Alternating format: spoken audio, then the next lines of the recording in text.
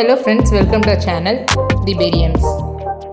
இன்றைக்கி நம்ம யோவான் 11 21 அதிகாரம் வரைக்கும் உள்ள பக்கத்துலேருந்து கொஸ்டின்ஸ் பார்க்க போகிறோம். இல்லை ஃபஸ்ட்டு 10 கொஸ்டின்ஸ் நீங்கள் பார்த்து ஆன்சர் பண்ணலாம். எந்த அதிகாரம் எந்த வசனம் அப்படின்னு சொன்னால் போதும். 11th கொஸ்டின் மட்டும் ஸ்பெஷல் கொஸ்டின், அது காடுக்கும் உங்களுக்கும் உண்மையாக பார்க்காம ஆன்சர் பண்ணணும். ஃபர்ஸ்ட் கொஸ்டின், நஸ்ரேயனாகிய இயேசு யூதருடைய ராஜா.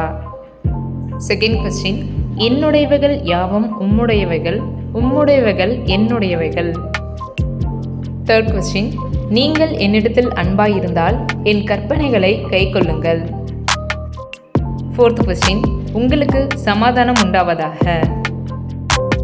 ஃபிஃப்த் கொஸ்டின், ஒருவன் எனக்கு ஊழியம் செய்தால் அவனை பிதாவானவர் கனம் பண்ணுவார். சிக்ஸ்த் கொஸ்டின், நீங்கள் மிகுந்த கனிகளை கொடுப்பதினால் என் பிதா மகிமைப்படுவார். செவன்த் கொஸ்டின், உங்கள் நியாயப்பிரமாணத்தின்படி நியாயம் தீருங்கள்.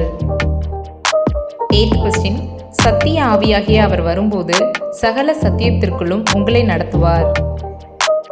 நைன்த் கொஸ்டின், இயேசுவுக்கு அன்பாய் இருந்த ஒருவன் இயேசுவின் மார்பிலே சாய்ந்து கொண்டிருந்தான்.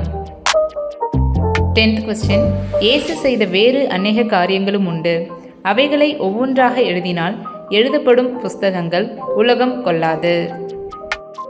நெக்ஸ்ட் நம்மளுடைய ஃபைனல் 11th ஸ்பெஷல் கொஸ்டின், நீர் எனக்கு செவி கொடுத்தபடியினால் உம்மை ஸ்தோத்தரிக்கிறேன் என்று சொன்னது யார்?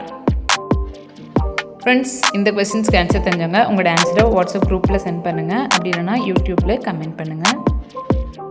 லாஸ்ட் வீக் கேட்ட கொஸ்டின்ஸ்க்கு ஆன்சர் பண்ணுவீங்க எல்லாரும் தான். இதில் வின் பண்ணியிருக்கீங்கன்னு பார்த்தீங்கன்னா பெல்லா சிஸ்டர் ஃபுல் மார்க் வாங்கியிருக்கீங்க. Congratulation sister.